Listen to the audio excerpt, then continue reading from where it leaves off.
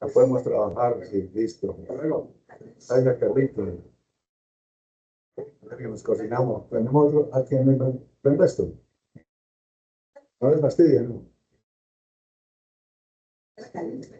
Bueno, niños, les decía, y esto queda aquí grabado, lógicamente, ¿no?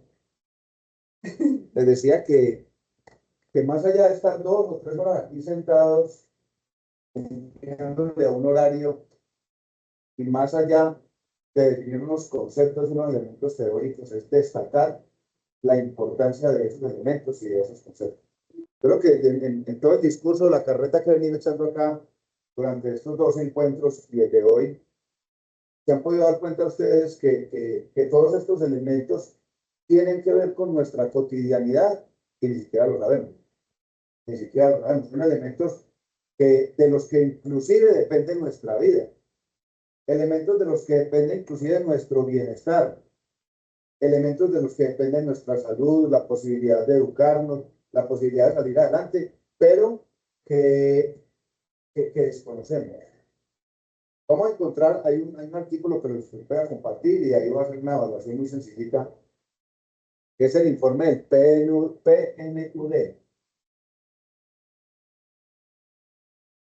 el Plan de Naciones Unidas para el Desarrollo, y que lo voy a compartir de manera específica hablando de la democracia en Colombia. Y van a encontrar ustedes por allá un momento, y en varios documentos que hablan sobre la democracia, van a encontrar ustedes en la redacción que dice que uno extraña o va a extrañar la democracia el día que la pierde. Yo pongo un ejemplo que es muy real y claro. Uno dice, uno cuando empieza a extrañar verdaderamente a su mamá, el día que ella se muere. Mientras uno la tiene ahí, viva o enfermita o acompañándolo, no, mi mamá está ahí. El día que se vaya, uno dice, la madre, uno necesita un abrazo y si está peleando con la mujer, no lo va a dar. Si los hijos están lejos, no hay que ir. Uno va de la mamá y siente uno eso es el concepto de democracia. El concepto de democracia es esa mamá que nos acoge, es esa mamá que nos respeta, es esa mamá que nos brinda un apoyo permanentemente. Ese es el concepto de democracia. Y los países que la han perdido, pues la han empezado a extrañar precisamente cuando la han perdido. ¿Y por qué se ha perdido la democracia? ¿Y por qué? Ahorita vamos a ver, entre los informes de Naciones Unidas, cómo el mundo está perdiendo espacio en democracia. Y se han perdido los espacios en democracia precisamente por la apatía de nosotros los ciudadanos, porque desconocemos eso. Porque cuando hablamos, por ejemplo, del voto popular, aquí ahorita, ahora sí ustedes me decían, bueno, los temas, los mecanismos de participación ciudadana, hoy los vamos a repetir. Se van a dar cuenta que es una cosa muy sencilla, muy práctica, pero muy de la voluntad del pueblo, que son regalos que tenemos nosotros y que, no lo, y que los desconocemos. Entonces, se van a dar cuenta cómo estamos perdiendo espacios de democracia a nivel mundial. Y hemos llegado inclusive a estados autoritarios, autoritaristas, ni siquiera tecnócratas, ni siquiera democracias débiles, sino estados autoritarios, entre otros, falsas democracias como la de Venezuela, o estados autoritarios como el de Nicaragua. El de Nicaragua, que llega a la presidencia de Daniel Ortega bajo un discurso populista, porque Daniel Ortega fue guerrillero, como lo fue Petro, como lo fue Mujica en Uruguay. Pero miren ustedes las diferencias de gobierno. Uruguay, que es un país pequeño, que no tiene más de 7, 8 millones de habitantes, es considerada la primera democracia fuerte en Sudamérica. Y está en el puesto número 1 entre 170, 180 países. Mientras que Colombia está en el puesto 53 y Nicaragua está, ni siquiera aparece en los estados democráticos, sino estados autocráticos. Miren ustedes, este señor llega al poder, los tres fueron guerrilleros, pero cada uno con un estilo de gobierno diferente.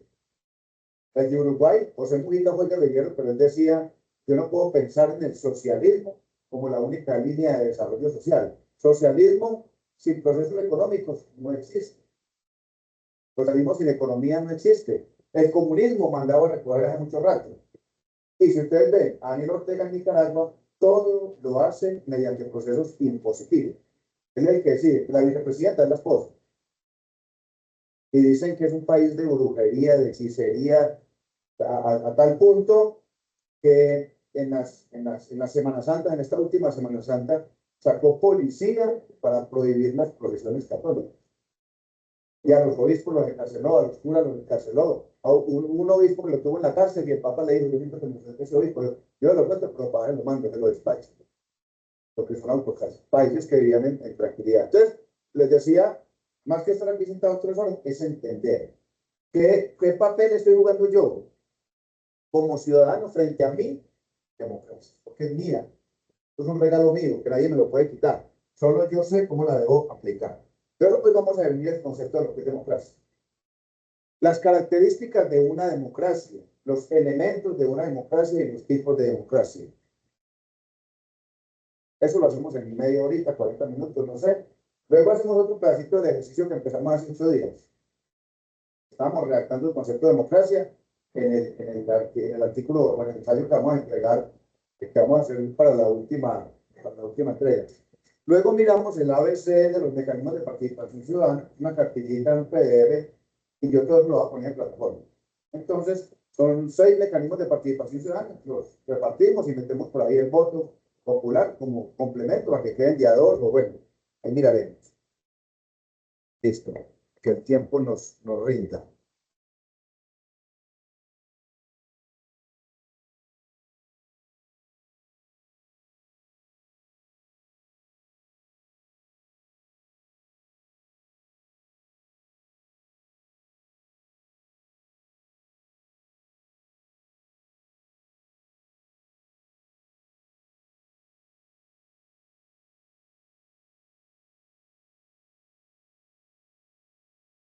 Bueno, entonces para empezar a definir el concepto, ¿quién se atreve a decir que es una democracia? Cualquier cosa que quiera decir, ¿ahorita qué cree? ¿A usted qué? Democracia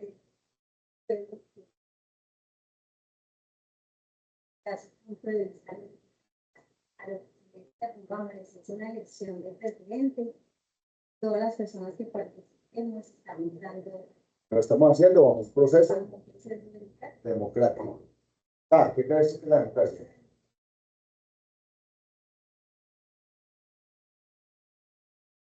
O sea, como que derechos, libertades, exactamente. Como que tenemos la palabra acá, que la vivimos, ¿cierto? Entonces tú hablas de procesos políticos, tú hablas de derechos y libertades, ¿tú qué pensarías? Toma de decisiones, eso es democracia.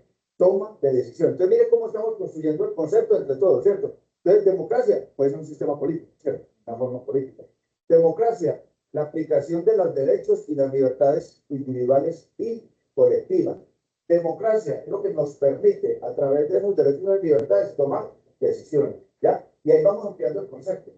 Porque nosotros como ciudadanos no solamente tomamos decisiones políticas, nosotros tomamos decisiones sociales, tomamos decisiones económicas, que es donde va ampliando el concepto. Entonces vamos definiendo. Quise empezar con esa frase de Octavio Paz, porque existen las falsas democracias. ¿Ya? Existen las falsas democracias. Por eso cuando miremos el informe, nos vamos a dar cuenta que en el mundo, democracias plenas no hay más de 10. De más de 50 democracias que existen, cerca de 70 democracias, países democráticos que existen en el mundo, porque los demás son monarquías, son autarquías o son falsas democracias. De los 74 países no hay más de 10 democracias, 11 que se consideren democracias plenas. O sea, donde el ser humano siente que puede hacer ejercicio de sus derechos y sus libertades. Donde el ser humano siente o el ciudadano siente que puede tomar tranquilamente sus decisiones. Y donde el ser humano siente o el ciudadano siente que hace parte de un sistema político. Porque se le reconoce. Porque tiene la posibilidad de ir a un proceso electoral. Entonces, ¿qué decía Octavio Paz? Miren bien esta frase. Sin libertad, la democracia es despotismo. Sin libertad. O sea, la democracia sin libertad es despotismo. ¿Qué es el despotismo? El despotismo es un sistema de opresión. Un sistema donde yo te digo qué es lo que tienes que hacer. Eso sucede en muchos hogares. Todavía sí exige el despotismo machista.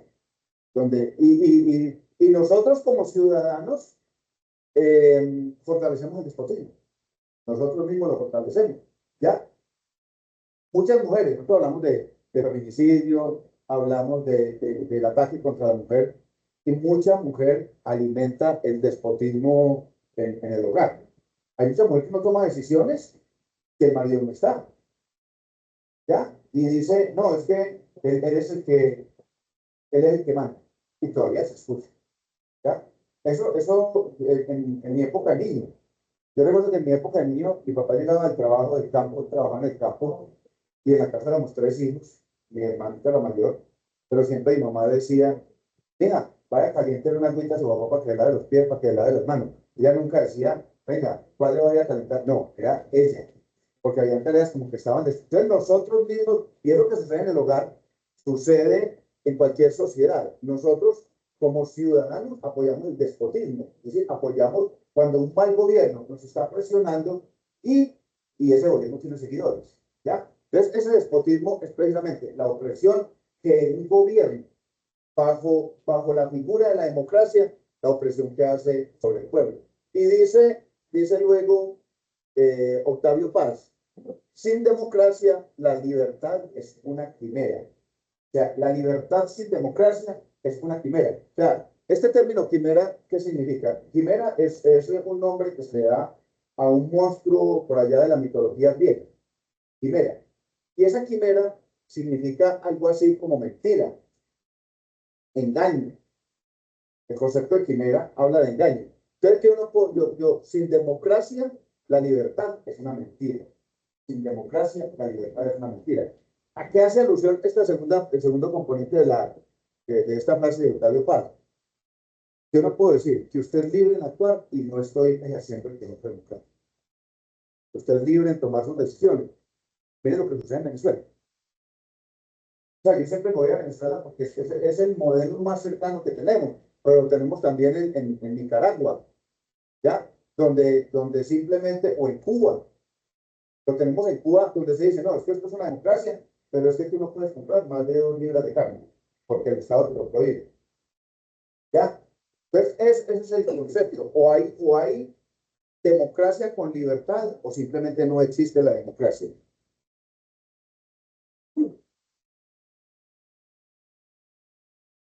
Históricamente, para irnos entrando en el proceso de democracia, para definir el concepto de democracia, entonces nos tenemos que remontar por allá más o menos al siglo VI antes de Cristo, en la antigua Grecia. Empezaron a surgir los primeros proyectos de democracia. Si ustedes leen a Sócrates, Platón y Aristóteles, ellos se enfocan mucho en el concepto de la república, de constitución de república, hablan mucho sobre el estado de lo público, y se empieza en Grecia a consolidar el concepto.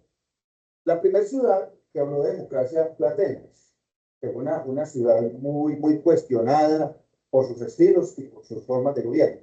Y miren, empezaron a hablar de democracia porque se empezaron a conformar unos sistemas de gobierno que eran colectivos. O sea, se creaban o se elegían, se nombraban unas juntas de gobierno para la administración de la ciudad. ¿Cuál fue la característica de esa primera democracia?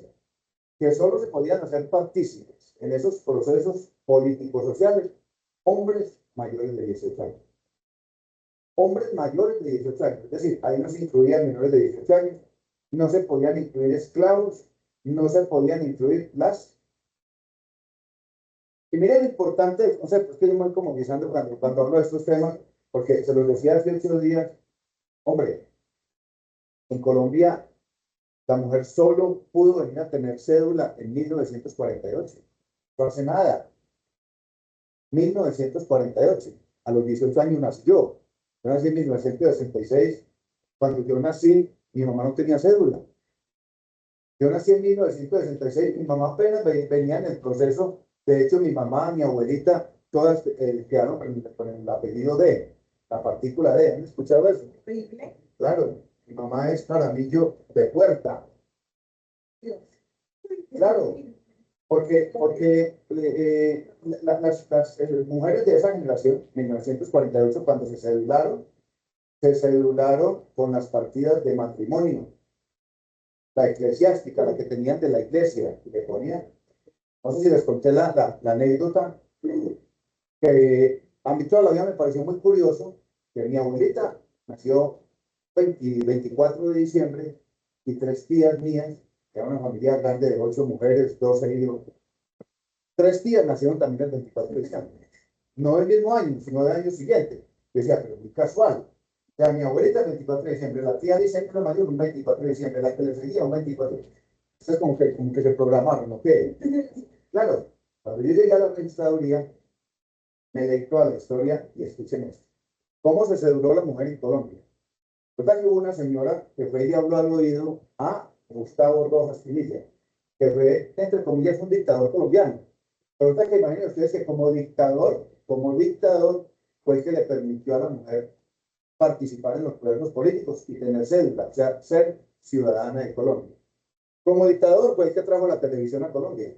Gustavo Rojas Pinilla en 1950 trajo la televisión a Colombia. Entonces, Gustavo Rojas Pinilla, una señora fue y habló al oído y le dijo, oiga, las mujeres en Colombia quieren tener cédula, las mujeres quieren votar, quieren participar en los procesos políticos. Y él le dio una orden a la registraduría que había sido creada. La registraduría fue creada en 1935. Pasaron más de 20 años para que la registraduría saliera a cedular las mujeres. Entonces, Rojas Pinilla les dijo a la registraduría, se tienen que ir por todo el país y por todos los rincones de Colombia buscando las mujeres para darles su cédula de ciudadanía. Entonces, el funcionario de la registraduría llegaba allá a la casa, mucho gusto, mi nombre es Jorge Iván Puerta, soy el registrador de Montenegro y vengo a sacarle cédulas a las mujeres de esta casa. Entonces empezaban por la señora. Yo decía, pues yo me acuerdo que en la fe de bautismo, así la llamaban en ese entonces, en la fe de bautismo yo quedé que yo nací en 1918. ¿De qué año? ¿De qué mes? Yo no me acuerdo. Entonces cedulaban a la señora, pongámosle 24 de diciembre. ¿Y cuántos años cree que tiene usted ahora en 1918? Dice, 24 de diciembre de 1918. Así va a quedar usted. Y luego le decían, bueno, señora, y sus hijas. Ahí me iban saliendo todas las muchachas de todas las piezas, 5 o 6 muchachas, y le decían a la mamá de las muchachas, la fecha de nacimiento de ella. Y la mamá, que fue la que las tuvo, decía, no, aquí lo único que sabe es el papá de la niña. Es una historia real. Entonces el papá empezaba, vea, esta que viene delante es la mayor. Yo sé que ella tiene 19 años, pero yo no sé cuándo nació. Entonces el funcionario de la registraduría lo que hacía era devolverse. Estamos en 1948, no tenemos 19 años, entonces 1929, ella nació en 1929, el día. Pongámosle 29. Claro, entonces era muy común encontrar mujeres nacidas el 24 de diciembre, 31 de diciembre. Y escuchen esto. ¿Cómo harían las ganas de la mujer de hacerse partícipe de la democracia del país? Que 2 años después hubo una elección donde ellas pudieron participar y se cree que casi salen a votar, más mujeres que hombres. Votaron casi 2 millones de mujeres, salieron a las urnas. Y desde ahí no ha parado el proceso de participación. Hoy es muy tímido, porque hoy inclusive en nuestro proceso de elección democrática de voto popular para las elecciones corporativas, las elecciones corporativas son las de Congreso, las de Asamblea Departamental y las de Consejo Municipal, que son listas. El gobierno sacó, el Congreso de la República aprobó una ley hace más o menos unos 10 años donde esas listas deben tener como mínimo un 30% de mujeres. El registrador que salió quiso aumentar eso al 50%, pues es imposible. Y les voy a contar por qué. Porque no es que el sistema le niegue la posibilidad a la mujer de participar en los procesos políticos. Es la misma mujer la que se atrae. No va, por ejemplo, en esos pueblitos, qué dificultad para conformar una lista del consejo. ¿Ya? Por ejemplo, en Montenegro son 13, mínimo tienen que ser 4 mujeres y 9 hombres. Entonces, le tienen que rogar a la muchacha porque no, la lista no pasa. La lista no pasa, la lista no puede ser aprobada. Pero hoy en día está en un trabajo muy fuerte desde el concepto de democracia para que la mujer participe. Miren ustedes, en Atenas, siglo VI antes de Cristo, la mujer literalmente para la vida política, pública y social no existía. La mujer no existía. Entonces, ese es como el concepto, el contexto histórico. Ese concepto, entonces, recuerden que hay uno de de las definiciones más exactas de un término se da desde la etimología. ¿Han escuchado hablar? Etimología. La etimología es la ciencia que se encarga de estudiar la definición de una palabra partiendo de su origen. Todas las palabras que nosotros utilizamos en nuestro castellano tienen un origen latín o un origen griego. Por ejemplo, la palabra administrar. Voy a ponerlo aquí como ejemplo. Administrar, la partiendo. Desde el análisis etimológico, la palabra administrar tiene este sufijo del latín que significa orientar, dirigir, varios sinónimos. Ministrare, que significa ministro, y se puede traducir como orden. Entonces, si yo fuera a definir la palabra administrar, desde su etimología, diría que administrar es orientar. O sea, una forma de definir los términos o las palabras es hacer un análisis etimológico, es decir, desde sus orígenes. La palabra ética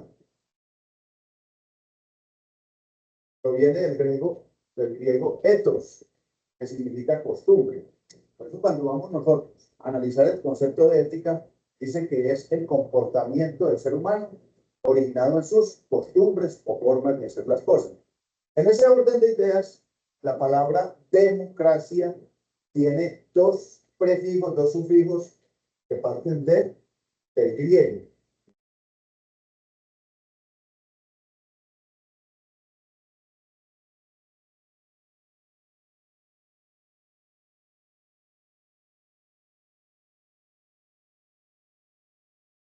Entonces, si nosotros inicialmente, si fuéramos a definir la palabra democracia, desde su etimología tendríamos que decir, demos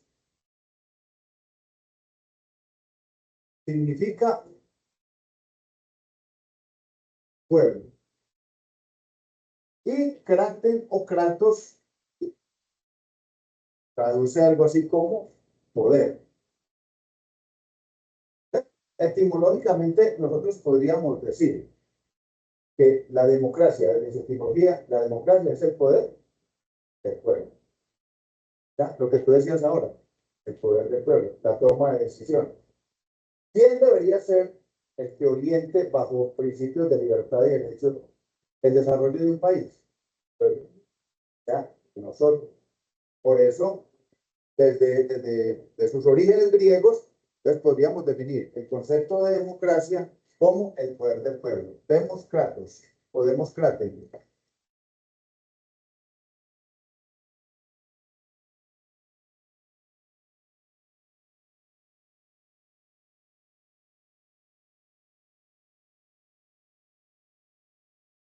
Y entonces empezamos a definir el concepto.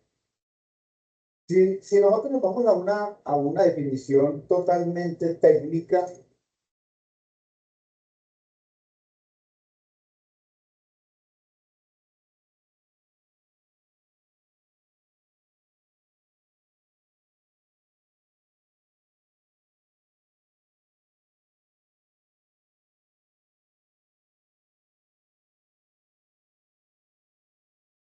si nos fuésemos nos orientásemos a una definición totalmente técnica, diríamos que, y tiene toda la razón, la definición que voy a dar. La democracia es un sistema político, es una forma de gobierno, es una forma funcional mediante la cual el pueblo elige y orienta a sus gobernantes. O sea, un sistema político. ¿Qué otros sistemas políticos hay? Tenemos las monarquías, que ya no son muy funcionales, tenemos las autocracias, tenemos los diferentes sistemas de gobierno, y en el caso de la democracia es uno de ellos.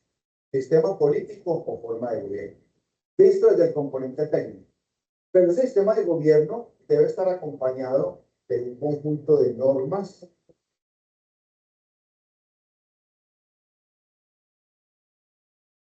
conjunto de leyes y normas que orientan no solo la conformación, sino la funcionalidad del gobierno. ¿Cuál es la norma principal que orienta la funcionalidad del gobierno? ¿Cómo se llama? Está por ahí en el título de este módulo.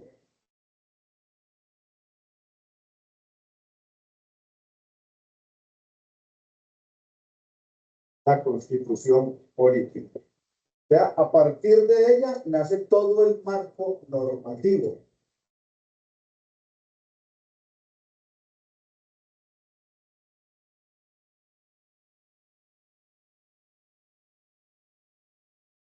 Ahora, yo no me puedo quedar solo con el concepto de el sistema político o forma de gobierno, porque este sistema político está orientado a una cosa que se llama la ciudadanía política.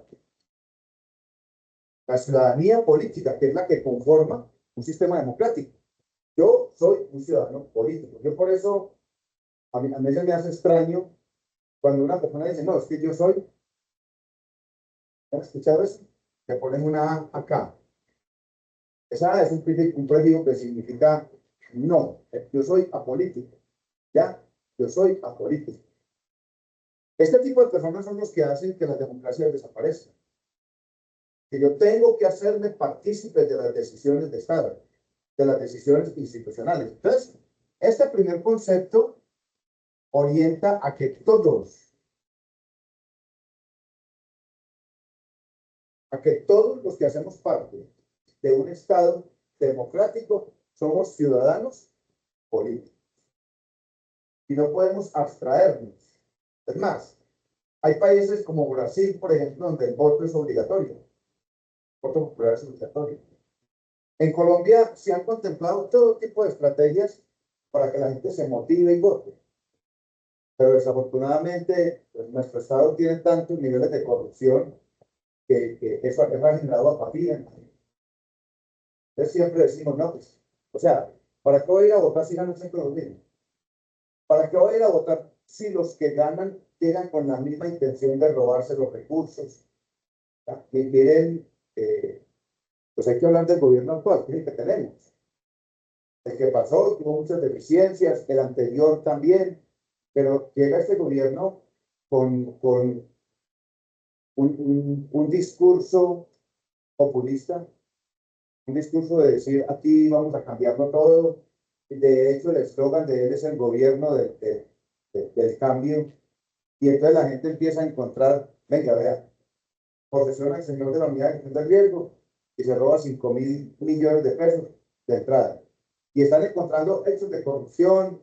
Hoy salió un informe de cuánto dinero ha gastado el gobierno en viajes nacionales e internacionales y está por encima de 7.000 millones de pesos en pagos de aviones. O sea, una cosa.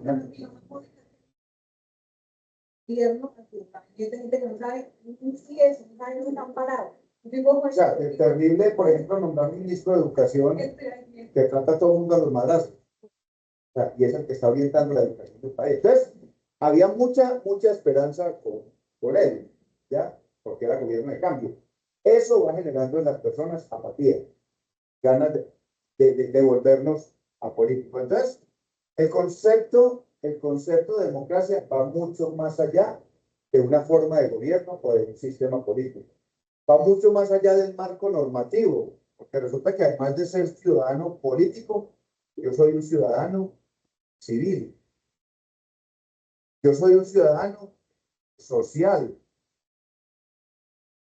y soy un ciudadano cultural. Entonces, por eso el concepto de democracia es mucho más amplio.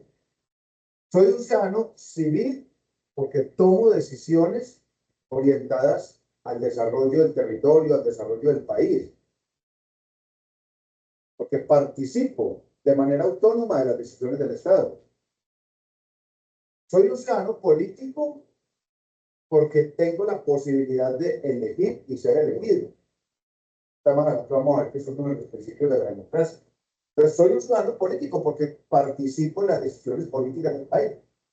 Elegir, ser elegido, participo en un referéndum, participo en cualquiera de los mecanismos de participación ciudadana. Soy un ciudadano civil porque participo en las decisiones orientadas al desarrollo de la comunidad. Soy un ciudadano social, claro. Y la respuesta es muy sencilla, hago parte de una sociedad, hago parte de una sociedad. Y por mis costumbres, por mis arraigos y por mis formas de actuar, soy un ciudadano cultural. Este componente de ciudadanía cultural está muy relacionado con el componente de la ciudadanía democrática o la ciudadanía política. Porque vamos creando culturas, y nosotros deberíamos trabajar desde la academia por crear la cultura del ciudadano político, de que los jóvenes quieran participar. Mire, el 5 de diciembre del 2021 se realizó en Colombia la primera elección de los consejos municipales de juventudes. 2021, 22, 23, 24, el año entrante, 2025, hay que hacer nuevamente elecciones. Y yo quisiera que preguntáramos, para no irnos tan lejos, ¿en cuál de los municipios del departamento del Quindío están funcionando los consejos municipales de juventud? Creo que en Armenia. Y medianamente, porque entre otras cosas, los muchachos que se inscribieron, primero como que mucha expectativa, pero no tenían claro. El mismo sistema no tiene claridad en cuál es la funcionalidad de un Consejo Municipal de Juventudes, que lo estableció el Estatuto de Ciudadanía Juvenil, Estatuto de Ciudadanía de las Juventudes. Y hubo una inversión inmensa a través de la Registraduría y el Consejo Nacional Electoral para elegir estos consejeros. Ellos no llaman concejales, sino consejeros de juventudes, ya no hay ninguno. En Montenegro, el 19 curules, se inscribieron como 28, 30 personas. Salieron electos los 19, hay 2 o 3, por ahí volteando, venga, ¿cómo recomponemos? El esfuerzo tan grande que hace el Estado para trabajar en ese concepto de ciudadanía política, que es bien importante. Entonces, la democracia, desde ya nos queda claro, la democracia es mucho más que un sistema político. Los militares no pueden votar por el equilibrio de poderes. Pero resulta que los que sostienen la democracia en un país son aquellos que tienen el uso legal de las armas. El uso legal de las armas. Los únicos que tienen el uso legal de las armas en un país son los militares, de manera constitucional. Lo reglamenta el gobierno o las instituciones estatales cuando permite que ciudadanos civiles porten armas para su defensa personal. En Colombia eso está muy restringido, ¿ya? Hay la experiencia,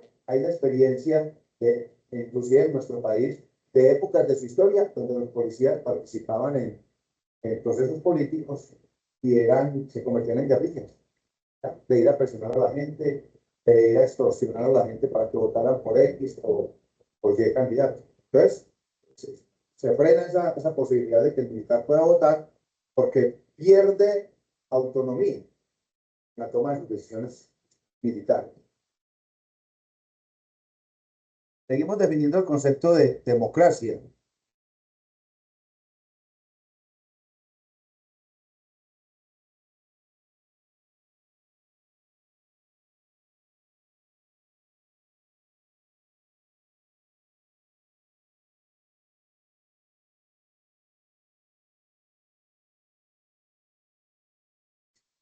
Entonces, les decía, más allá de un sistema político, la democracia es una forma de vida social en la que prevalece la idea de igualdad.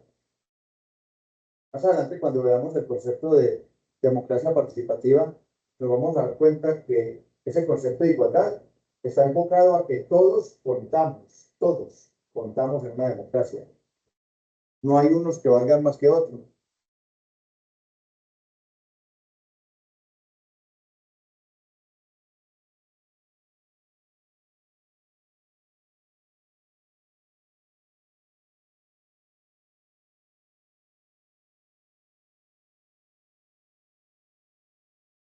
Y lo que mencionaba hasta ahorita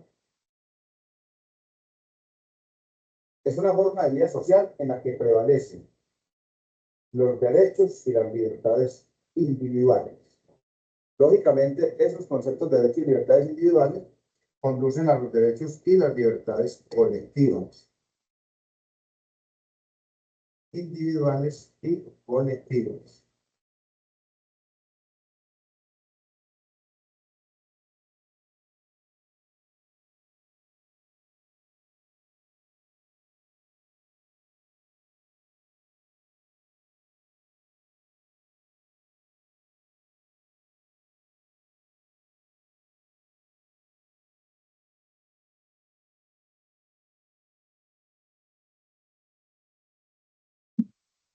Y lo que les decía, este es el informe de la Organización Internacional de las Naciones Unidas sobre las democracias en el mundo y los regímenes políticos, los diferentes regímenes políticos. Tenemos en primer plano los regímenes democráticos. En el año 2006 teníamos 78 democracias a nivel mundial, establecidas y reconocidas. Al año 2022, que es el último informe que se tiene, ya habíamos perdido 4 democracias en el mundo. ¿No? Perdió 4 democracias débiles o plenas, fuertes o débiles. Los regímenes híbridos, es decir, aquellos que se pueden considerar como falsas democracias. Que, por ejemplo, Venezuela tiene constitución política. ¿Ya? O regímenes híbridos, por ejemplo, los que tienen las monarquías. España es una democracia, pero históricamente ha sido una monarquía. Entonces, ustedes escuchan hablar de los reyes de España, los reyes de Inglaterra. ¿Ya? Entonces, son democracias que tienen otro sistema político acompañado, como es la monarquía. En esos regímenes híbridos pasamos de 37 a 34, perdimos 3. ¿Cuáles aumentaron? Los regímenes autoritarios, ya fuera por la vía del socialismo, por la vía del comunismo o simplemente el autoritarismo, que pasamos de 54 a 59. Es decir, lo que se perdió en democracia se ganó en otros regímenes que cada día son más fuertes en el mundo. Todo el tema de la autocracia.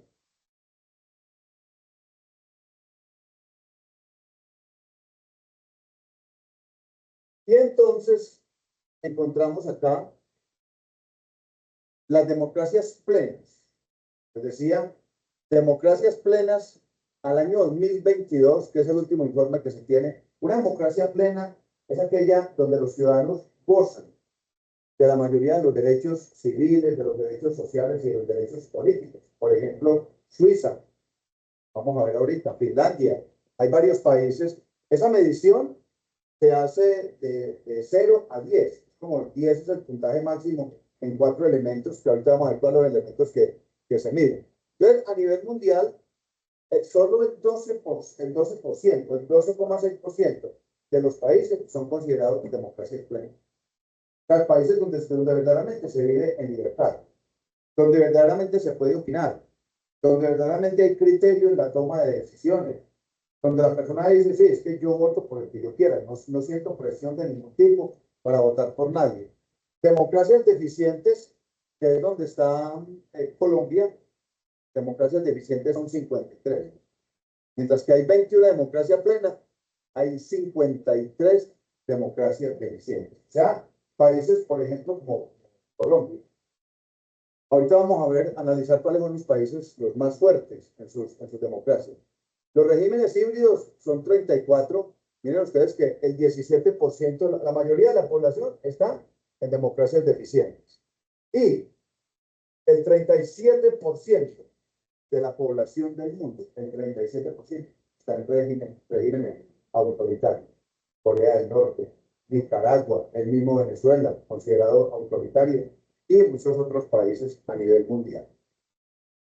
¿Cuáles son los criterios con los que se evalúa? Los criterios con los que se evalúa una democracia.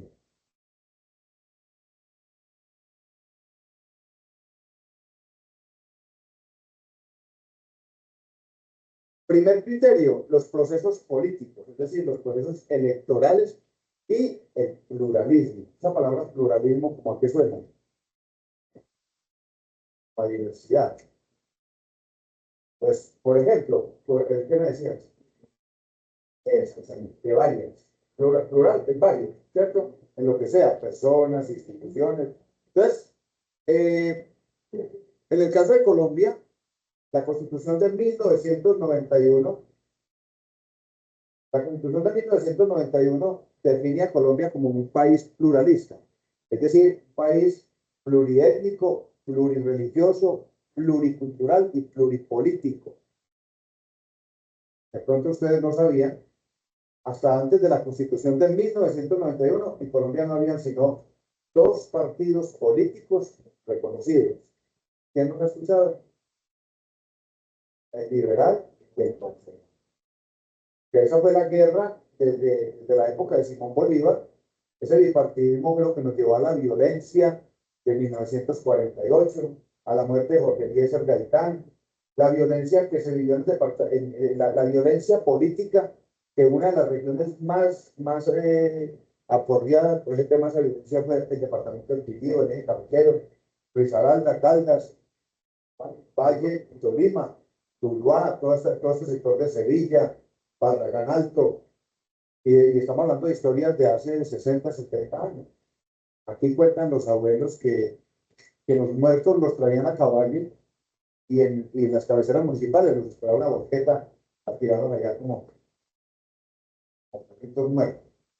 La violencia. Entonces, la Organización de Naciones Unidas, cuando va a valorar una democracia y la va a calificar, uno de los primeros componentes que mide es cómo son sus procesos electorales, cómo funcionan. Ya, por ejemplo, y retomo el caso de Venezuela. ¿Qué confianza le puede generar un gobierno como el venezolano a los electores cuando esconde los resultados electorales? Entonces no hay un proceso electoral. Claro, ya la ONU lo declaró. Digo, Venezuela no es una democracia, no tiene claridad en sus procesos electorales. Y lo segundo, el pluralismo político, es decir, que haya diversidad de formas políticas que le permitan a los electores tomar decisiones optativas dependiendo de su ideología o de su filosofía. Entonces, ustedes ven aquí, Colombia a este momento tiene 35 partidos políticos. Ahorita vamos a ver algunos ahí, aprobados cuando antes de la Constitución del 91 eran dos. Es más, ni siquiera la izquierda tenía un reconocimiento. Yo recuerdo que hubo mucho esfuerzo para que en Colombia antes del 91 se reconociera la MOIR, era un partido de izquierda, el Partido Comunista Colombiano, el PCC, y la JUCO, que eran las juventudes comunistas. En mi época de Bolívar Piedra, en esa parte para allá hay un grupo de esos, claro, medio rebelde. Cuando me asusté y cuando me hice para un lado. Resulta que yo empecé a formarme en la JUCO muy joven, 11, 12 años, por la misma situación que yo veía del país, por la misma situación que yo veía en la que mi padre tenía que trabajar todos los días en el campo y no había un estado de oportunidades, que es lo mismo que tenemos hoy en día, no hay un estado de oportunidades. Entonces mi padre decía, mi viejito decía, yo quisiera tener un pedacito de tierra para producir y no tenerle que producir ahora, más o menos frases como esa. Entonces eso como que me entraba y yo cantaba la canción del Che Guevara, aprendimos a quererte. Y yo lloraba cantando la canción del Che Guevara, no, es que este país hay que cambiarlo. Cuando un día llegó un loco a mi casa y me dijo, bueno, conformando un grupo bien interesante, están haciendo, tanto chiquito, el M-19. Muchos de los militantes del M-19 salieron de aquí. El principal líder de las FARC, ¿de dónde salió? ¿De qué municipio? De Génova. Manuel Marulanda Vélez, alias Quirojijo, que el nombre real de él es Pedro Antonio Marín. Tiene sus hermanos, tiene familiares en Génova. Del municipio de Quijao salió un señor Efraín González, de Salento. O sea, esta zona le aportó mucho a las guerrillas de las FARC y del M-19, que el M-19 tenía filosofía. Cuando yo ya me vi involucrado en temas de armas, de guerra, de violencia, yo dije, no, eso no es lo mío. Lo mío no es salir a matar a otro para que me crean.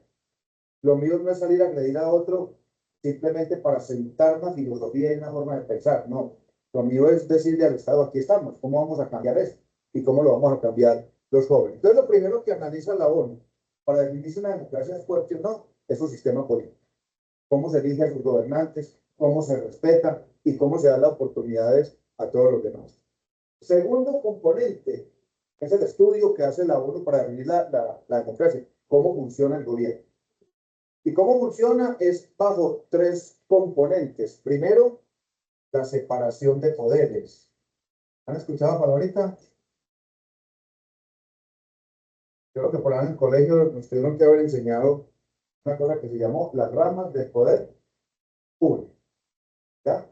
las ramas del poder público. Más adelante lo vamos a mencionar, la democracia representativa. Las ramas del poder público, el poder legislativo, el poder ejecutivo y el poder judicial. Y aquí lo vamos a estudiar cuando estudiemos los elementos del Estado. Si ustedes ven, Venezuela, don Nicolás Maduro dijo, no, yo no muestro las actas con las que hicieron la elección. Y el Consejo Nacional Electoral, que es una entidad autónoma, debería ser una entidad autónoma, salió y lo respaldó y le certificó la elección. ¿Por qué sucede? Porque en ese tipo de gobierno no hay separación de poderes. Las ramas del poder público generalmente se representan en estos tres círculos, donde dice, aquí está el ejecutivo, que es el gobierno. Aquí está el legislativo, que es el Congreso.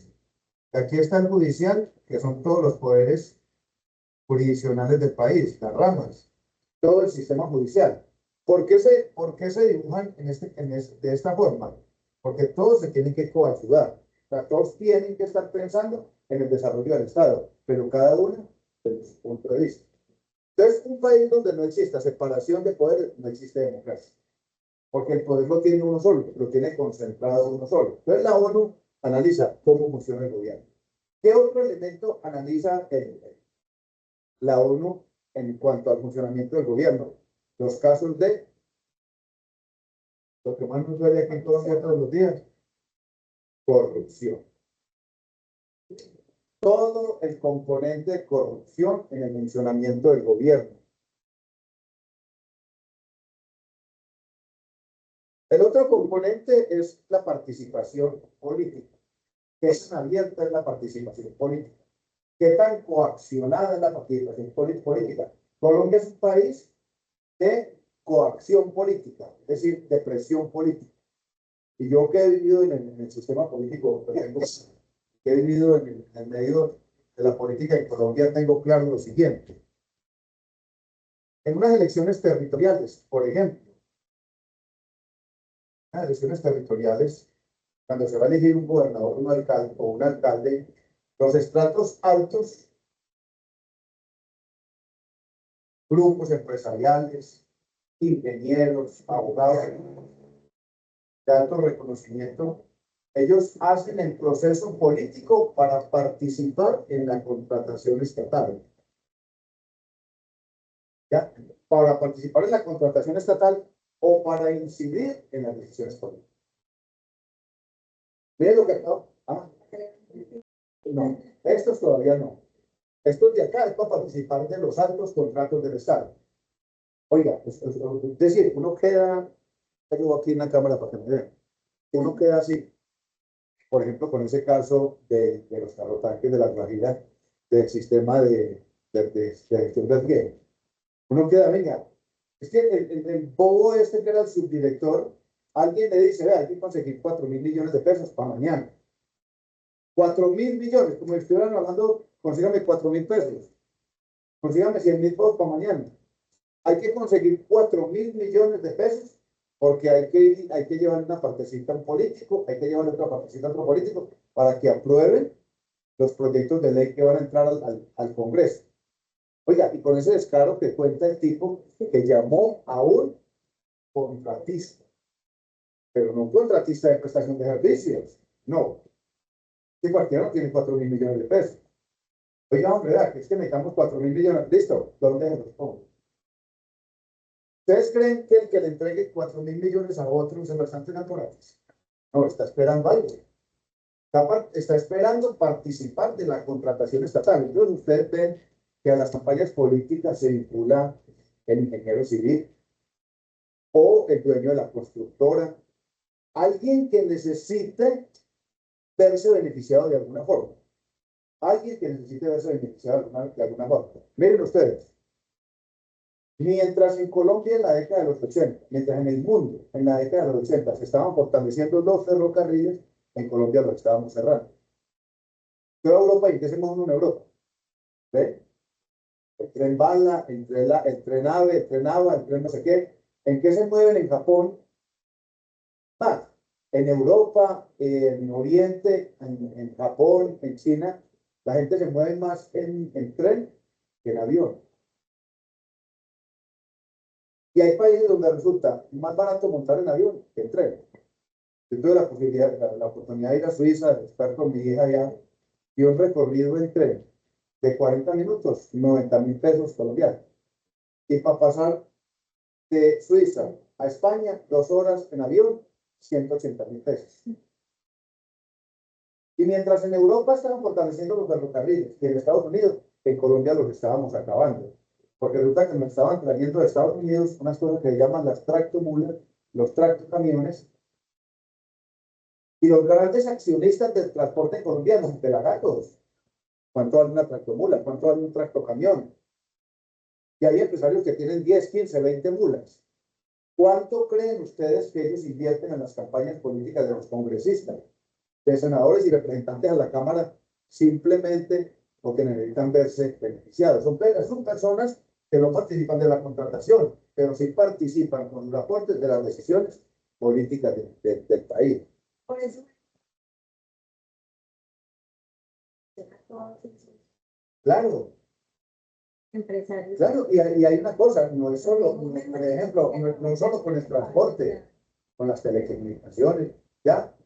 Ya, yo, por ejemplo, yo sé que van a construir una vía y que esa vía puede, en el trazado, puede quedar cerquita a mi finca y me va a valorizar la finca, todo lo que sea. Voy y le aporto al consejo, a la alcaldía, y voy a hago fuerza para que eso se apruebe y el que voy a salir ganando soy yo. ¿Ya? Entonces, los estratos altos le apuntan a la contratación. Los estratos medios, estamos en el estrato medio y apostamos a un puestico de trabajo. ¿Es o no es? Eso es verdad. Cuando alguien va a tu casa y te dice una prima, claro, mira, que yo tengo el contrato con la alcaldía y tengo que llevar mínimo 10 boticos o 15 boticos. Y uno dice, ah, no, pues, yo creo que nos ha pasado a todos, ¿sí o no? Nos ha pasado mucho. ¿Ya? Así no sea para uno, para el familiar, para soportarle al amigo.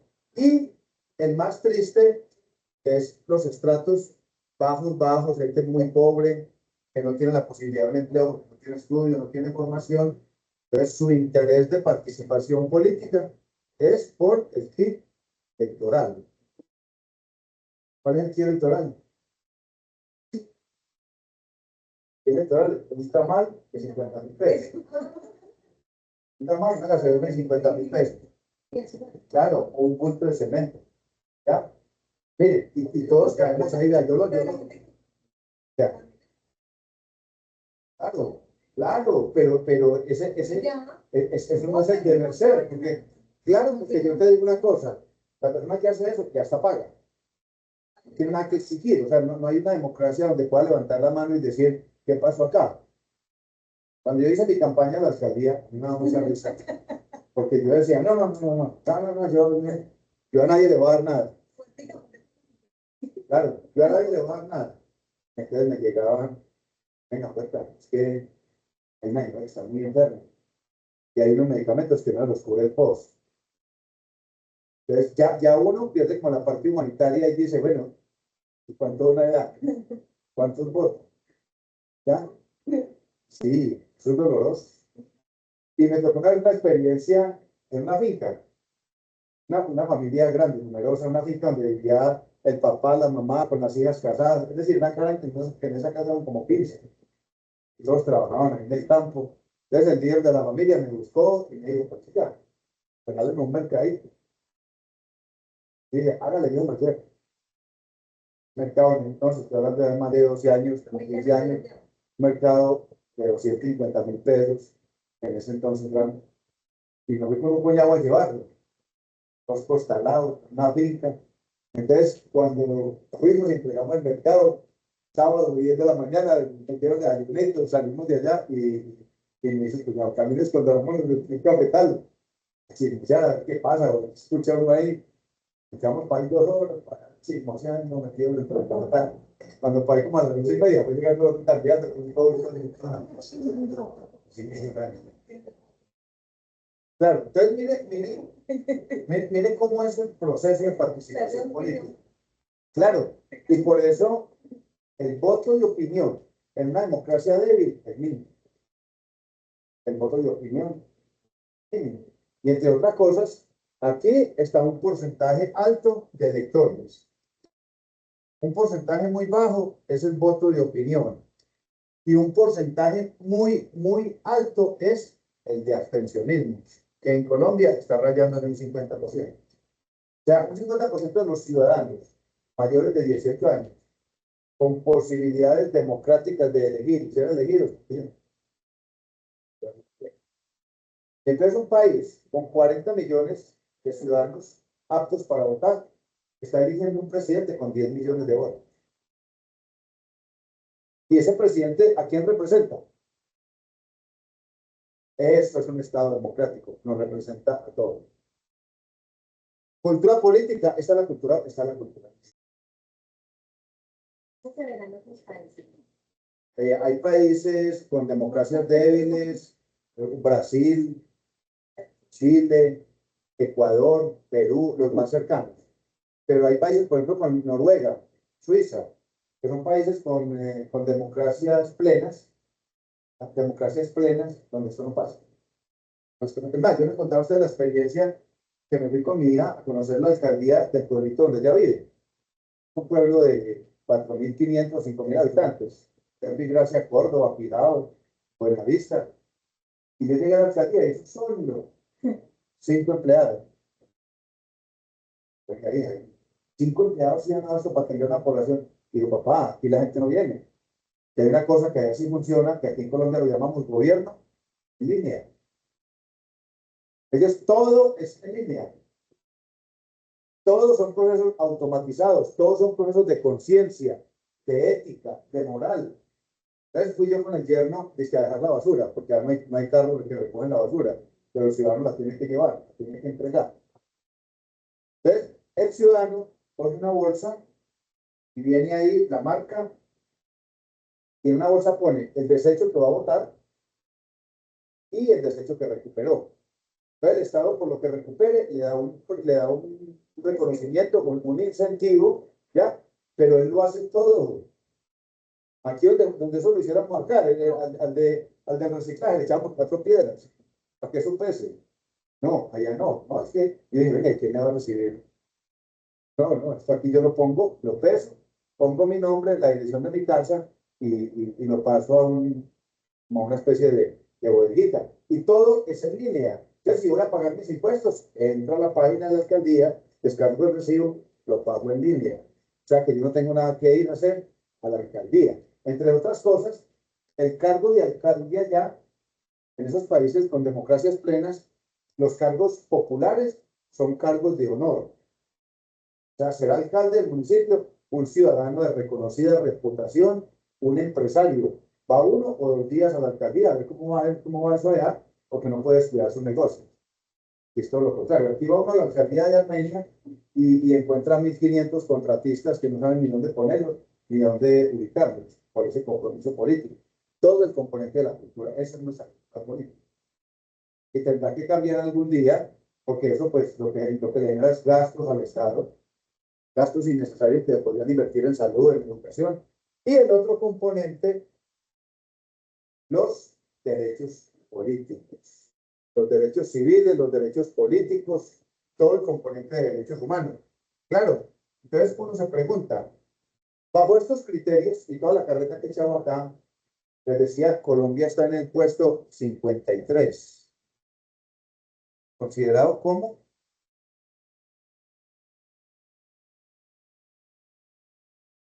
Entonces, pues vamos a los criterios y les hago la pregunta. Estos son los criterios. Y con toda esta carreta que he echado acá, ¿por qué Colombia está en el puesto 53? O sea, ¿por qué Colombia no se puede considerar una democracia plena? Mencióneme uno, Enrique. De uno de esos criterios, mencióneme uno que usted diga, vea, por esto que pasa aquí en Colombia, es que Colombia no se puede considerar una democracia plena.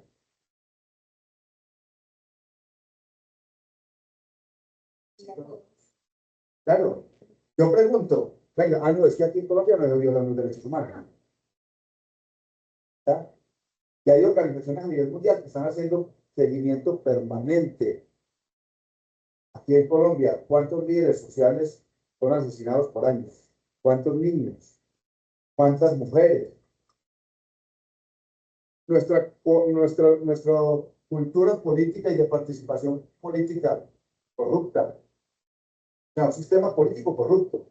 Un sistema de administración de gobierno corrupto. Violación de los derechos civiles. Aquí el que se atreva a decir que un gobierno es corrupto, pues facilito, lo matamos. Claro, y lo dejamos callado. ¿Ya? Entonces, por eso Colombia, entonces aquí vemos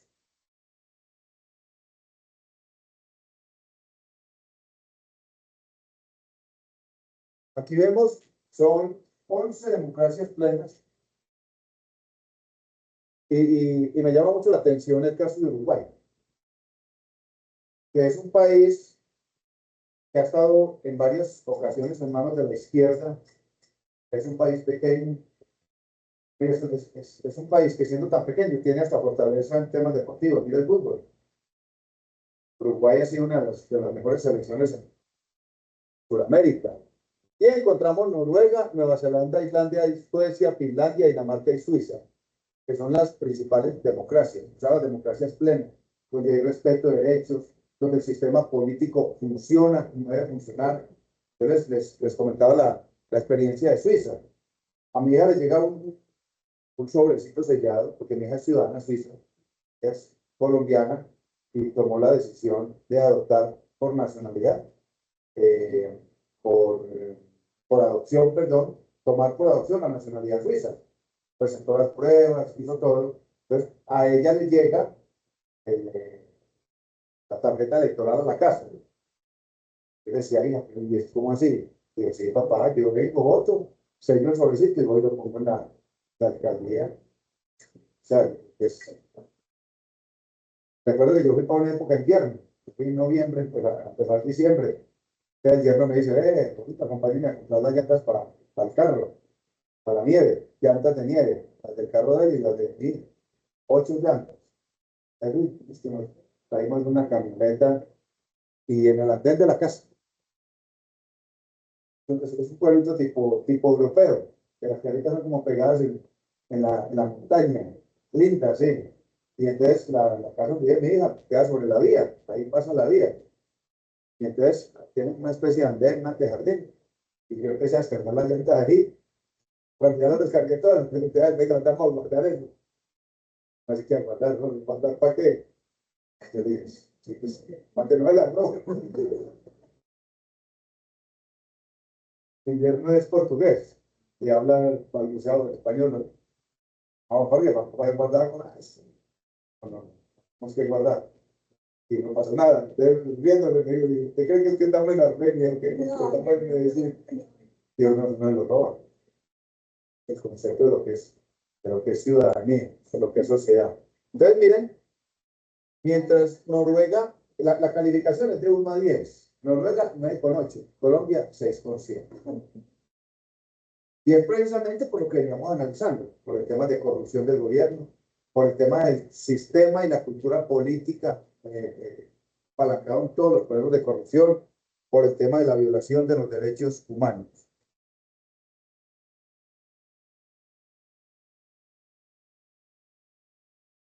Bueno, entonces nos queda claro que la democracia es un sistema político y una forma de vida social. Sistema político y forma de vida social. Sistema político en la forma como constituimos y elegimos a nuestros gobernantes.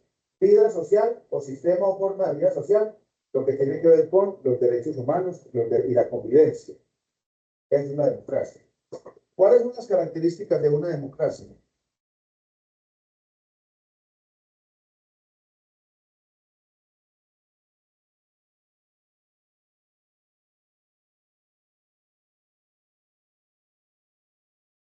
Voy a avanzar en estas diapositivas para ponerles en plataforma un cuestionario con fundamento en ello.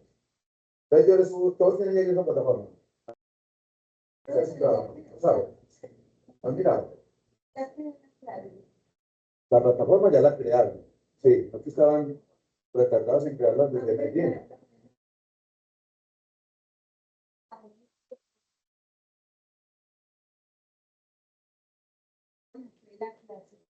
Terminas bien. Sí, sí. Porque yo vea, ¿cómo es el sistema mío? Yo le subo estas diapositivas como documento de apoyo en los recursos, subo la diapositiva, y les escribo un cuestionario con base en las diapositivas. Ahí mismo van a tener la respuesta. Bueno, entonces, primera característica de una democracia, que ya lo habíamos, es la soberanía y el mandato popular.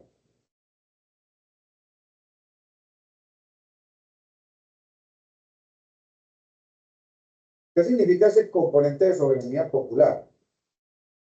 El pueblo tendrá todas las posibilidades de definir su estructura de gobierno.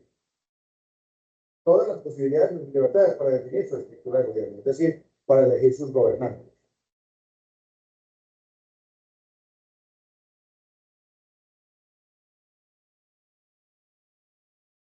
Y ese ejercicio de la soberanía popular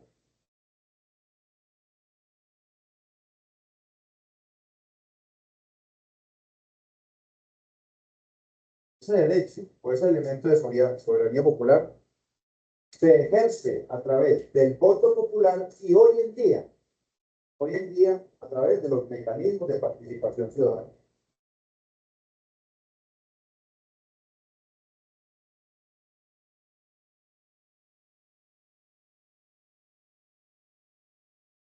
Se ejerce el derecho de la soberanía popular a través del voto popular y de los mecanismos de participación ciudadana.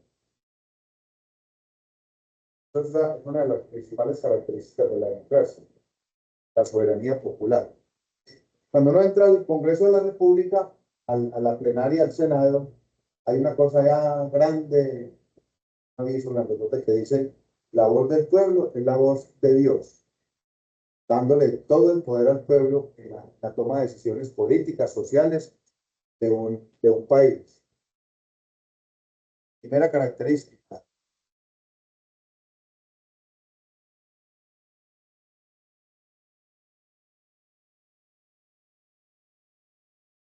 Primera, la soberanía popular. Segundo,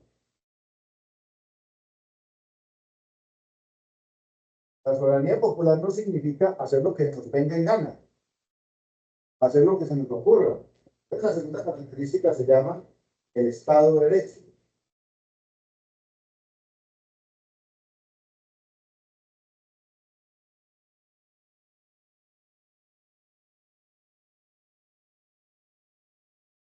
¿Qué significa el Estado de Derecho? Que para que una democracia funcione deberá estar enmarcada en un sistema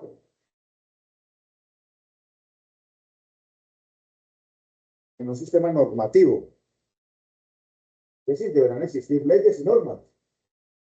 Y repito, ¿cuál es la mamá de las normas en un Estado democrático? No me puedo olvidar. La Constitución política. Esa es la mamá de las normas. Por encima de ella no existe nada. Yo creo que ustedes han escuchado, muchas veces uno escucha en los medios, uno ni siquiera sabe a qué se están refiriendo. Un proyecto de ley que lo alcanzó a aprobar el presidente de la República y pasó al análisis de la Corte Constitucional y la Corte lo declaró inconstitucional. Ingenieros, bien, bien. La Corte Constitucional, mire, con la Constitución del 91 se creó una Corte Constitucional para velar por las decisiones constitucionales del país, o sea, para velar que se respetara la Constitución política. Entonces, eso lo vamos a ver también cuando definamos los elementos del Estado. Acá está la Constitución política y ahí vamos a estar todo lo demás. Las leyes, los decretos, las resoluciones, los decretos con fuerza de ley, las ordenanzas. Entonces, cada uno de estos actos administrativos que salen por acá, empezando por las leyes, tienen que cumplir con la Constitución. De lo contrario,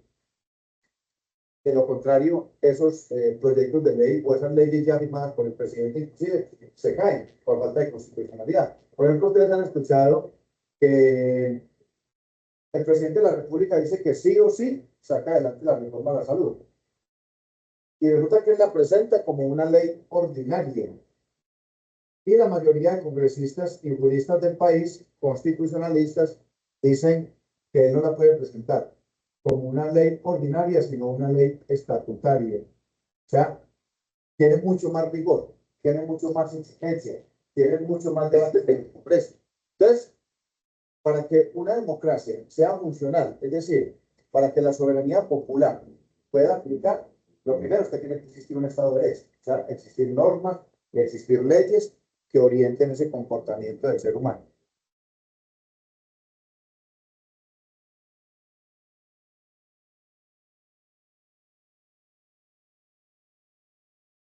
Tercera característica de una democracia, la igualdad.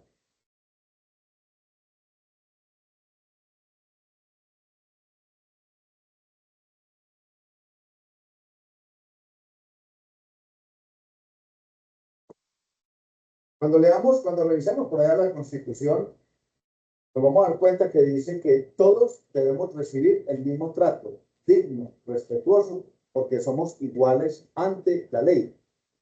Ante la ley somos iguales. No puede existir discriminación, ni por situaciones políticas, ni por situaciones de raza, ni por situaciones de religión, porque todos somos iguales ante la ley. Esta tercera característica, la igualdad.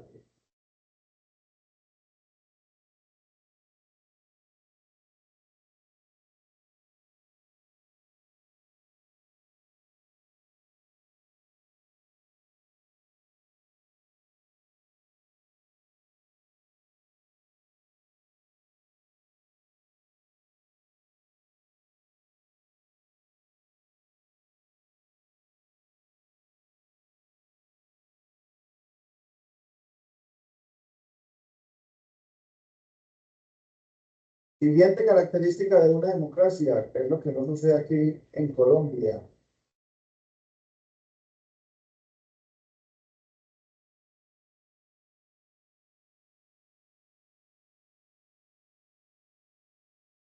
Por eso, el puesto que ocupa Colombia. Porque aquí, a pesar de que tenemos un marco normativo, les hacerte la pregunta que es una pregunta muy difícil de responder. Por ejemplo, ¿qué está por encima, el derecho a la protesta o el derecho a la movilidad, la libre movilidad? Todos los que salen a protestar en Bogotá, después de hace 8 días con el tema de los camiones, las tractomulas, ellos están haciendo uso de un derecho que es el derecho a la protesta y está reglamentado en la Constitución política y está legalmente reconocido. Pero resulta que miles y miles de personas en Bogotá tuvieron que caminar 8 o 10 horas para llegar a su casa, porque no había transporte. ¿Cuál de los dos derechos prevalece? Hay una línea muy delgada para uno decir, es que aquel no puede protestar mientras esté violentando los derechos de otro. ¿O será que la debida forma de protesta no está reglamentada? Mire que ahora la nueva fiscal que tenemos, la nueva fiscal, quiere presentar un proyecto de ley para que se saque del Código Penal el daño en bien ajeno cuando se trata de Panamá. Sacar del Código Penal aquellos delitos que tienen que ver con el deterioro, con el daño a instalaciones cuando se trata de una protesta. Me hago entender, pero la primera línea. Entonces yo salgo acá, no es que yo estoy bravito y voy a poner este video. Y si el dueño de esta edificación no tenía ese vidrio asegurado o no tenía una mercancía asegurada, se la robaron porque estaban bravos. ¿Cuál derecho prevalece? Entonces, el respeto a los derechos y a las libertades por la forma de pensar, por la orientación sexual. Hay países donde el homosexualismo se castiga con muerte. Esto suena irracional. Ideología, formas de pensar.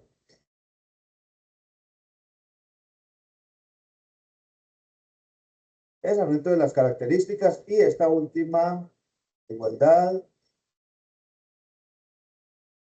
la limitación del poder, que ya la mencionaba.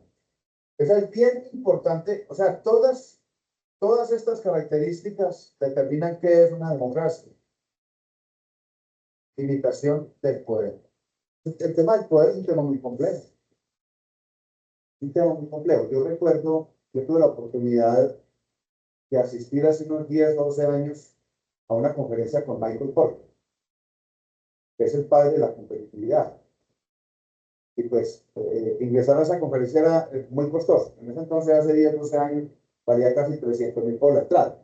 Yo tuve la oportunidad de ir porque la gobernación me mandaron, vea, vayan de presentación.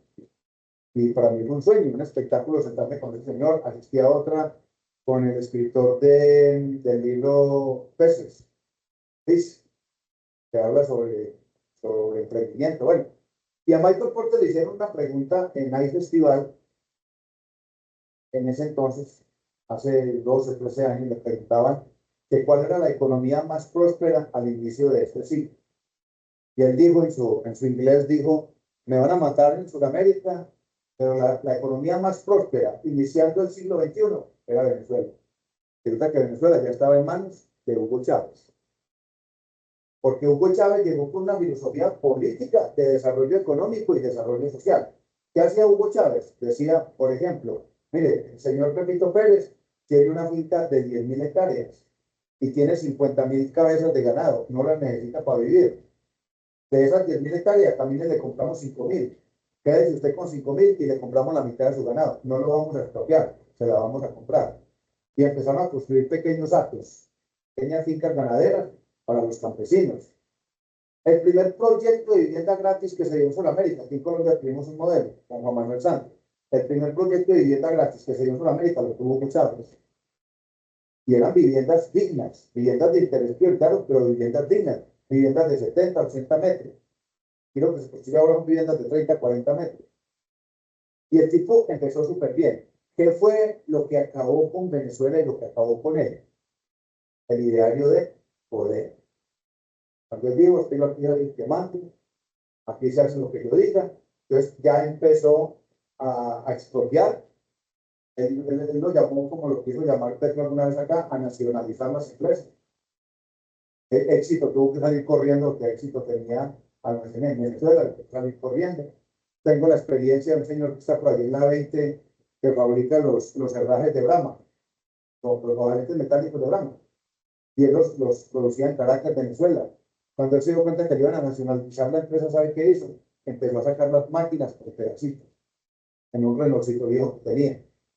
Se demoró más o menos 10 años en traer las maquinitas despedazadas y las iba armando acá. Eso es una historia. Entonces, el tema del poder es un tema que aplasta cualquier democracia. Y por eso se tiene que sostener la limitación de los poderes a través de las ramas del poder público. Esas son entonces las características. La soberanía popular, el Estado de Derecho, que son todo el marco normativo y las leyes, la igualdad, el respeto por la libertad y los derechos humanos, y la limitación del poder a través de las diferentes ramas del poder público. Ahora vamos con los diferentes tipos de democracias.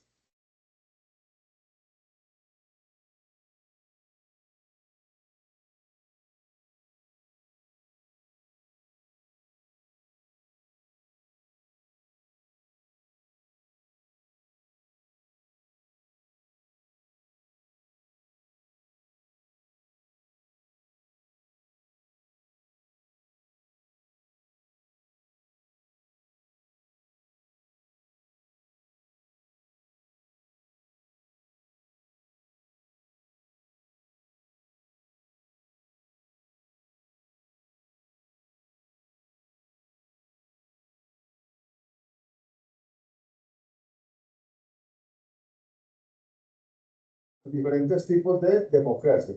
Primero tenemos una democracia que ya no es muy común, que fue por allá muy de los griegos y que algunos países, sobre todo países con democracias plenas, o sea, países que tienen una democracia muy madura, muy reconocida, tratan de aplicarla en algunos conceptos. ¿Cuál es la democracia directa? Es aquella donde es el mismo pueblo el que define las leyes, el que define las normas, el que define los proyectos. Entonces, países como Noruega o Suiza todavía no es que sean democracias directas, sino que en algunos casos aplican la democracia directa. Acá en Colombia, pues tenemos un híbrido que son los mecanismos de participación ciudadana, pero siempre las decisiones tendrán que pasar por el Congreso. Una iniciativa popular, por ejemplo, o un referéndum, se recogen las firmas, pero siempre será el Congreso el que define cómo lo reglamenta. Entonces, la democracia directa es donde las decisiones las toma el mismo pueblo. Fue muy común en los primeros pueblos griegos, donde todavía no tenía el concepto de parlamento o el concepto de instancias de gobierno, y entonces el mismo pueblo era el que se reunía, tomaba sus propias decisiones, creaba sus propias normas. Es decir, es aquella donde no se tienen unos representantes, sino que el mismo pueblo es el que define. ¿Cuáles son los beneficios de esa democracia directa? Que repito, en Colombia no se tiene. Colombia no se tiene. Pero los países de democracias maduras, de democracias plenas, que lo pueden implementar, pues gozan de unos beneficios como por ejemplo la transparencia. ¿Ya? Y lo voy a poner con un ejemplo. Nosotros tenemos democracias representativas, participativas, representativas o democracias indirectas, porque otros son los que toman las decisiones con nosotros. ¿Quién aprueba las leyes en Colombia? El Congreso de la República. Y tenemos un Congreso que es bicameral, que eso lo vamos a ver cuando hablemos de los elementos del Estado colombiano. Tenemos un Congreso que es bicameral, que es el Senado de la República y la Cámara Baja, o los representantes de la Cámara. Entonces, en Colombia, una ley la aprueba es el Congreso, pero ¿quiénes son los que eligen a los congresistas? Nosotros. O sea, que le estamos dando el poder a otros. Entonces, cuando yo digo, madre, yo voté por este man que está allá, y fue y aprobó esa ley y uno no sabe ni por qué la aprobó, si la aprobó por mermelada o porque se siente beneficiado, pero realmente el pueblo no está beneficiando. Entonces, en una democracia directa, el primer componente o el primer beneficio que se tenía era la transparencia, porque era el mismo pueblo de manera autónoma el que decía, hagámoslo así, aprobamos esta ley y pongamos esta ley. Lo primero, la transparencia.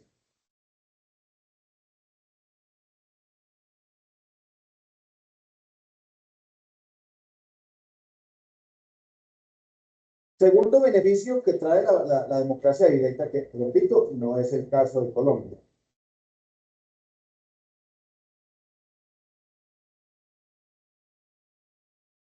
Segundo, no es el caso de Colombia.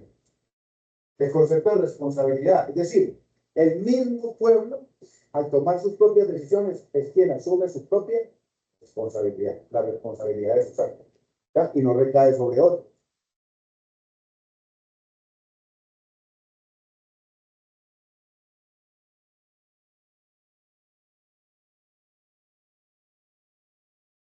Tercer beneficio,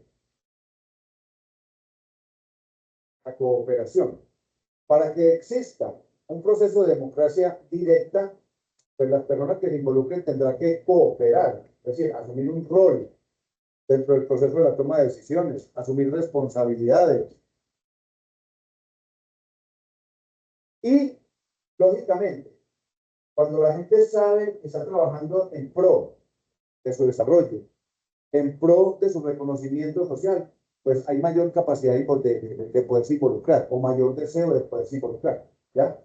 Cuando uno le dice, mire, vamos a formular un proyecto para la vereda tal, pero necesitamos que sean ustedes los que decidan cómo se van a manejar los recursos, cómo se van a invertir, la gente se involucra más, que simplemente cuando la traen amarrada simplemente a contarle el cuento. ¿Ya? Entonces, en la democracia directa, a diferencia de la democracia representativa, en la democracia directa hay mayores poderes de protección. Por ejemplo, si hoy cualquiera de los tres representantes a la Cámara que tenemos, ¿alguno sabe cómo se llaman los representantes? No, creo que no. Sandra Diana Aristizábal, por el Partido Liberal, Piedad Correal, Rubiano, que fue defensora del pueblo, representante de la Cámara por el Partido Liberal, y Edgar Pérez Cotrino, famoso Perea, por Cambio Radical. Tenemos tres representantes a la Cámara. Y la politiquería no nos ha dejado llevar un senador. El último senador que tuvimos, los últimos senadores fueron Mario Londoño, que ninguno de ustedes lo conoció, fue un alcalde de Armenia que dejó las vías, proyectó muy bien la ciudad, pero mi partido murió, y Amparito Herrera de Escalante fue la última senadora, y por temas de corrupción perdió la curul. Entonces, ¿a dónde voy con mi cuento? Si el día de mañana llega a su casa, Piedad Correal, usted no la conoce, y le invita, oiga, la invito a una reunión, quiero contarle qué hay dentro de la Cámara, ¿usted qué dice? Pavoría, No, tranquila, no me interesa. ¿Ya? Mientras que en la participación directa, si alguien llega a su casa y le dice, venga, vamos, el gobierno, por ejemplo, ahora, esa propuesta del plan de desarrollo de Petro a mí me gustó y fue darle participación a la Junta de Gestión Comunal en la ejecución de recursos. ¿Dónde se pierde la esencia? Cuando la plata es la roba. Que el presidente se quedó con ella o que Julano se quedó con ella, ¿ya? Porque no, pero cuando hay un proceso real de compromiso, existe la cooperación. Ahora, esos son los beneficios. Ahora, ¿cuáles son los contras? Es decir, ¿cuáles son las dificultades que tiene un proceso de democracia directa? El primero y el más complejo es la dificultad en la toma de decisiones. Que tú quieres una cosa, Sandra quiere otra, yo quiero otra, ¿ya? Entonces, tomar decisiones colectivas es lo más complejo que hay.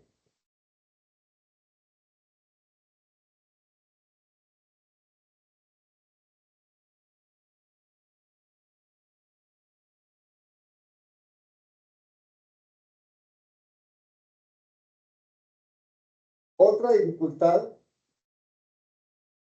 en los procesos de democracia directa son los bajos niveles de participación. O sea, no existen herramientas de motivación. Ahora, repito, en las democracias plenas, la gente sale a las reuniones, la gente va a los cantones, que les digan, bueno, qué vamos a hacer, cómo vamos a organizar la vida, qué se va a proponer, la gente sale, la democracia es plena. Lo que pasa es que acá, en el caso de las democracias débiles, pues hay muchas situaciones que lo llevan a uno a no querer hacerse participar. ¿No? Yo estoy por apoyar algo si la práctica la van a robar, o si de aquí, de esa reunión no va a salir nada. Entonces, los bajos niveles de participación.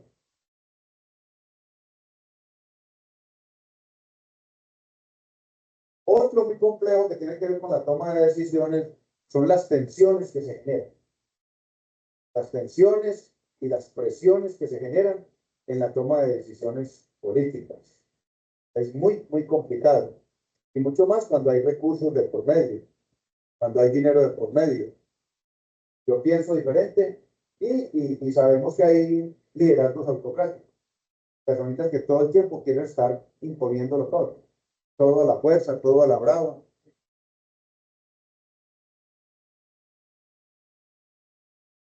Y llegamos entonces, para ir cerrando por hoy,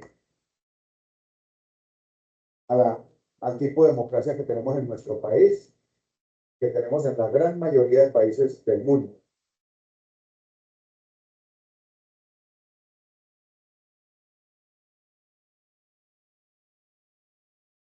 Algunos autores le llaman democracia indirecta, otros le llaman democracia representativa.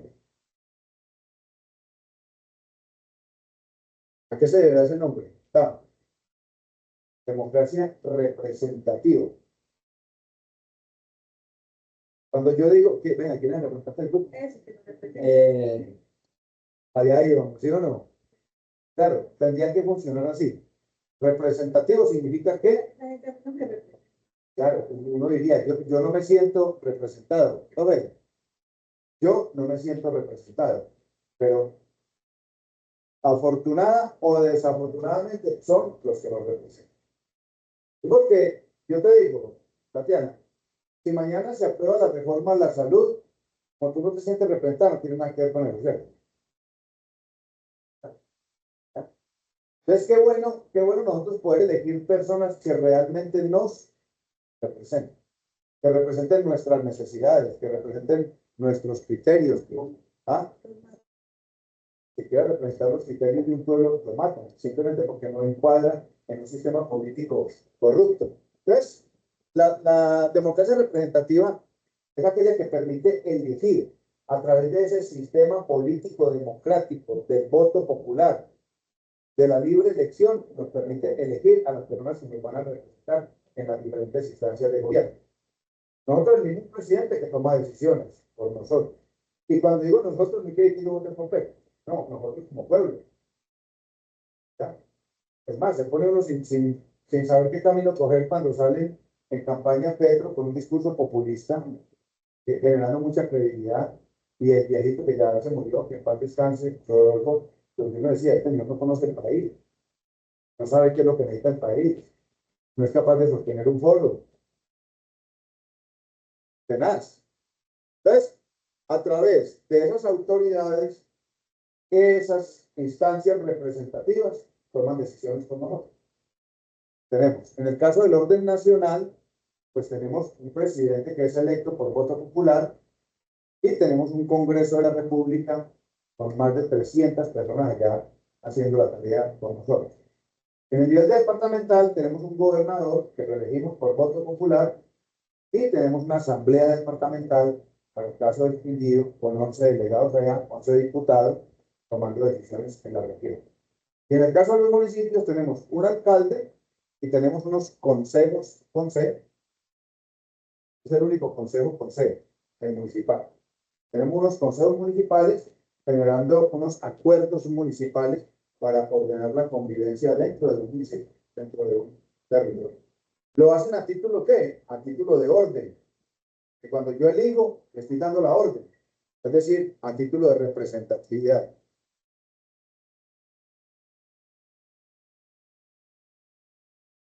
¿Cuáles son las características de una democracia representativa? De una democracia que esté definida y determinada constitucionalmente. ¿Cuáles son las características? Primero, una democracia representativa que también tiene un componente participativo debe tener definidos unos periodos electorales. Yo siempre culpo a Venezuela porque tengo el ejemplo contrario. Para mí Venezuela es el ejemplo contrario a lo que debería ser una verdadera democracia. El señor Maduro, él fue el que definió cuándo hacer las elecciones presidenciales. Si ustedes van a ir a la Constitución y miran el Código Electoral colombiano, ahí dice cada cuánto se deben hacer las elecciones presidenciales. ¿Y en qué periodo? ¿En qué fecha? Dice, el segundo domingo o el último domingo del mes de mayo. Del mes de mayo serán las primeras vueltas. De requerirse la segunda vuelta, será 20 días después. O sea, está exactamente definido. En la Constitución Política y en el Código Electoral dice cuándo se deben hacer las elecciones de Congreso de la República. Y dice la Constitución Política que, que el día que se elija presidente en Colombia no se podrá hacer ningún otro tipo de elección. Por eso, cuando hubo elección del presidente Álvaro Uribe Vélez, el día antes de la elección de presidente hubo un referendo para cambio de una ley. Y hubo que hacer elecciones el sábado y elecciones el domingo, porque la Constitución no lo permitía. Entonces, en Colombia está reglamentado los periodos de elecciones y los periodos constitucionales de mandato. Elecciones populares periódicas. Segunda característica, el pluralismo político. La democracia representativa y la democracia participativa. El fundamento son las bases sociales. Las bases sociales se organizan en movimientos políticos. Los movimientos políticos asumen y toman su personería jurídica y les permiten participar en la vida política del país. A eso se le llama pluralismo. Les decía, 35 partidos políticos tiene hoy reconocidos Colombia por el Consejo Nacional Electoral. Le anularon el de Petro y acaban de anular uno, no recuerdo, el de Fico. Les acaban de quitar la personería jurídica porque no cumplían con unas características. Aparece nuevamente, aparece en escena el Estado de Derecho.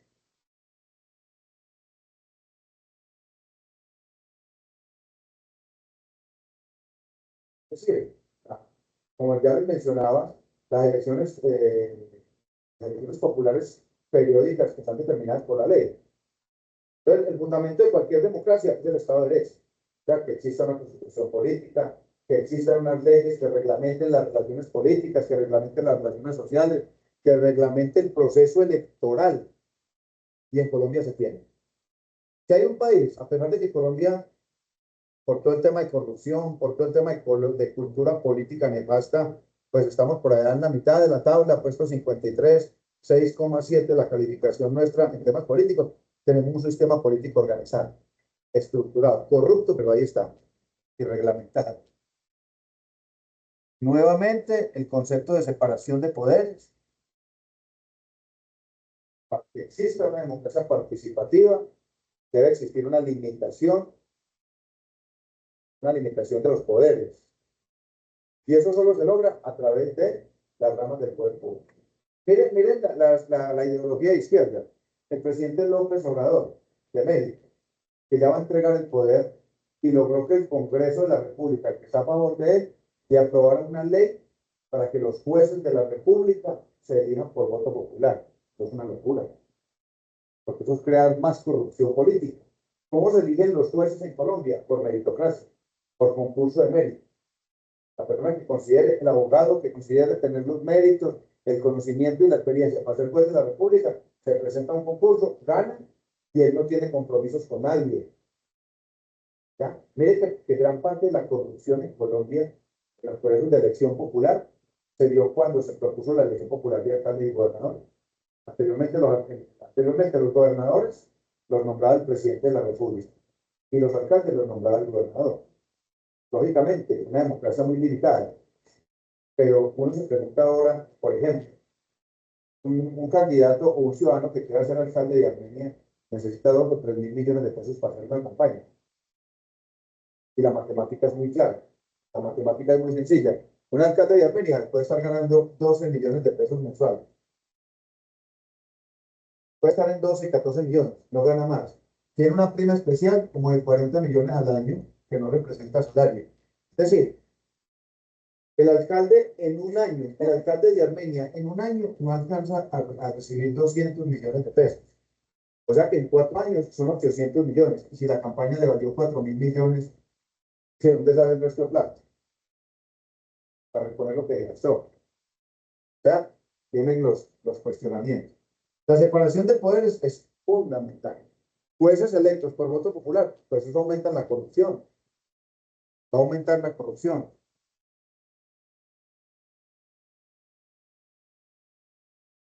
Otra característica de una democracia participativa es la igualdad política. ¿Qué significa la igualdad política? Que exista igualdad de los derechos políticos de los ciudadanos. O sea, en nuestra Constitución yo tengo toda la posibilidad de elegir, pero también de ser elegido. Esa es la igualdad. Existen unas restricciones básicas, por ejemplo, la interdicción de derechos. Una persona que es condenada, fue a la cárcel, queda interdicto. ¿Ya? La persona no puede ni votar ni ser elegido, ¿ya? Dependiendo del estatus jurídico en el que se encuentre. O, por ejemplo, el caso de los militares. Simplemente se limita la participación al voto, no pueden ni elegir ni ser elegidos, pero por su condición de poder y la autonomía de las armas.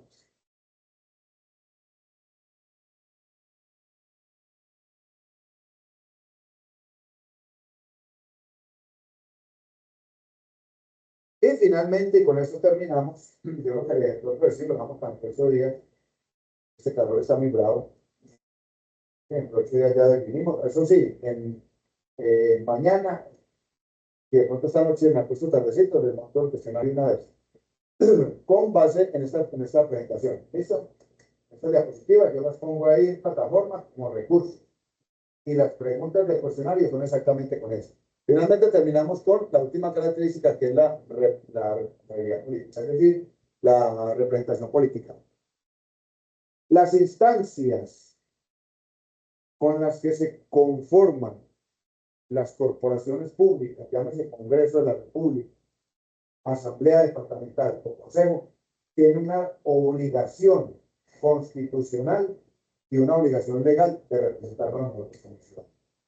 A eso se refiere. Es decir, en términos de ética, en términos de moralidad, cada ciudadano que ocupe una curul corporada, cada senador de la República, cada representante de la Cámara, cada diputado, cada concejal, cada vez que vaya a tomar una decisión tendrá que estar pensando en quién. En nosotros, los que esa es la representación política y la responsabilidad política que ellos tienen de hacer rendición de cuentas,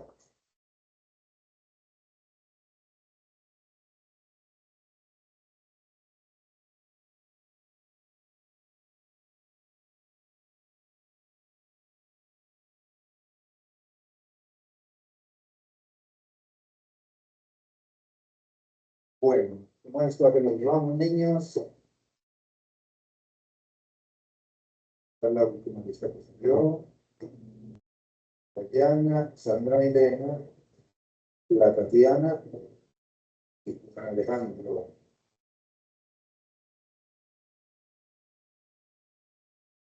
¿Cómo? No, pues es que a mí me lo crean, yo tampoco, ¿qué quiere? Yo no sé cómo lo tendré escrito ahí. Usted se ve mi número, ¿cierto? Karen, que quiera que me escriba al WhatsApp, ¿sí? Y yo le reviso, Sandra, por favor, me escriben. Yo le reviso y digo cómo aparece ahí.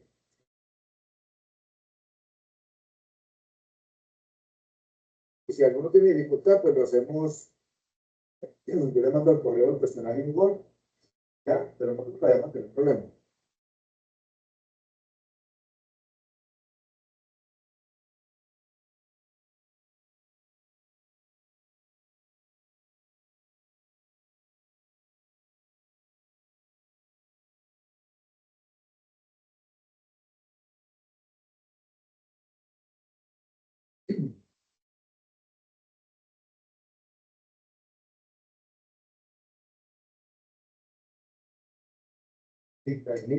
Es mía, doctor.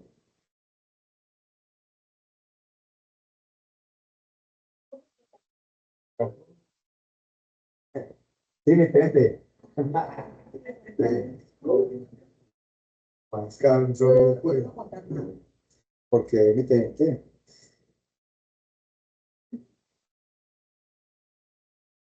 niños que descansen.